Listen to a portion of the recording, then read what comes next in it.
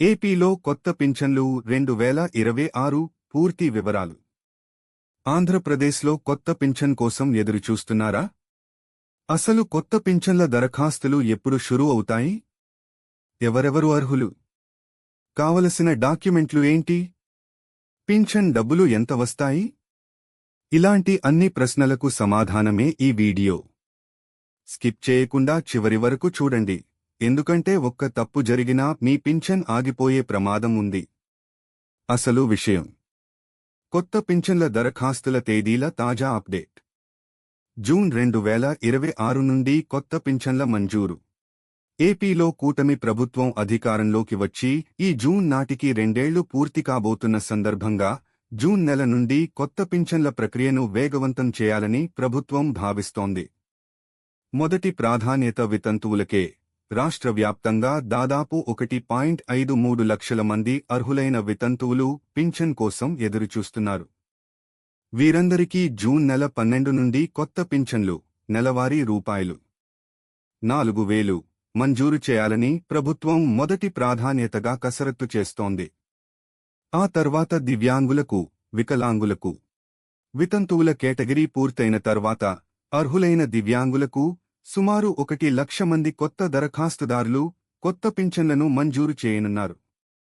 అయితే ఇందులో అనర్హులను తొలగించేందుకు ప్రభుత్వం గట్టిగా వెరిఫికేషన్ చేస్తోంది. ఇక అందరూ ఎక్కువగా అడుగుతున్న ప్రశ్న, వృద్ధాప్య పింఛన్ల సంగతి ఏంటి అని. దీనికి సంబంధించి ప్రభుత్వం ప్రస్తుతం చాలా కఠినంగా వ్యవహరిస్తోంది. గతంలో ఆధార్ కార్డుల్లో వయస్సు మార్పించి అప్లై చేసిన దరఖాస్తులు ఎక్కువగా ఉండడంతో అధికారులు ప్రతి అప్లికేషన్ను క్షుణ్ణంగా పరిశీలిస్తున్నారు.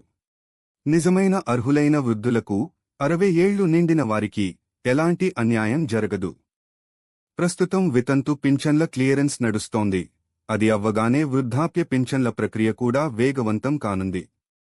కాబట్టి మీ ఆధార్ కార్డ్, ఓటర్ ఐడీలలో వయస్సు కరెక్ట్గా ఉందో లేదో ఇప్పుడే సరిచూసుకోండి.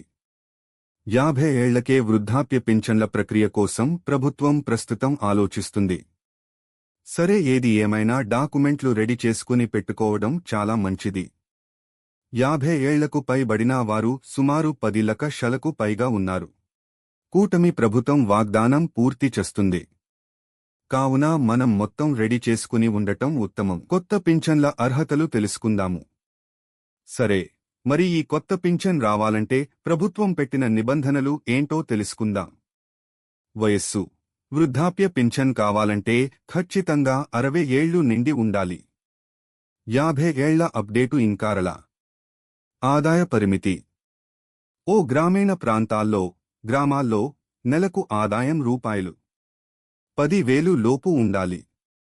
ఓ పట్టణ ప్రాంతాల్లో, సిటీల్లో నెలకు ఆదాయం రూపాయలు 12,000 లోపు ఉండాలి. భూమి పరిమితి. కుటుంబానికి 3 ఎకరాల మాగాణి వెట్ ల్యాండ్ లేదా 10 ఎకరాల మెట్ట భూమి డ్రై ల్యాండ్ కంటే ఎక్కువ ఉండకూడదు. మొత్తం కలిపి 10 ఎకరాలు దాటకూడదు. విద్యుత్ వినియోగం. నెలకు సగటున 300 యూనిట్ల కంటే తక్కువ కరెంట్ వాడేవారే అర్హులు. ప్రభుత్వ ఉద్యోగం కారు. ఇంట్లో ఎవరైనా ప్రభుత్వ ఉద్యోగి లేదా ఇన్కమ్ టాక్స్ కట్టేవాళ్లు ఉండకూడదు. అలాగే కుటుంబానికి 4 చక్రాల వాహనం, కారు ఉండకూడదు. టాక్సీ, ట్రాక్టర్, ఆటోలకు మినహాయింపు ఉంది. కావలసిన పత్రాలు, డాక్యుమెంట్లు. మీరు అప్లై చేసుకునే ముందు ఈ డాక్యుమెంట్లు అన్నీ రెడీగా పెట్టుకోండి. ముఖ్యమైన డాక్యుమెంట్లు: ఆధార్ కార్డ్ వయస్సు నిర్ధారణ కోసం, రైస్ కార్డ్, రేషన్ కార్డ్ కుటుంబ వివరాల కోసం, బ్యాంక్ పాస్బుక్ జిరాక్స్. వికలాంగులైతే సదరేం సర్టిఫికేట్. వితంతువులైతే భర్త డెత్ సర్టిఫికేట్. అందరికీ కామన్గా కులం, క్యాస్ట్ సర్టిఫికేట్ మరియు ఆదాయపు ఇన్కమ్ సర్టిఫికేట్. అధర్కి మొబైల్ నంబర్ యాడ్ అవ్వాలి. వృద్ధాప్య పింఛన్ వారు ఆధార్ హిస్టరీ నెట్ సెంటర్లో తీసుకోవాలి. 2 ఫోటోలు మరియు అప్లికేషన్ ఫారం. 5. ఎలా అప్లై చేయాలి? కొత్త పింఛన్ల ప్రక్రియను ప్రభుత్వం చాలా సులభతరం చేసింది. మీరు ఎక్కడికో తిరగాల్సిన అవసరం లేదు. 1. మీ పరిధిలోని గ్రామ లేదా వార్డు సచివాలయానికి వెళ్ళాలి. 2.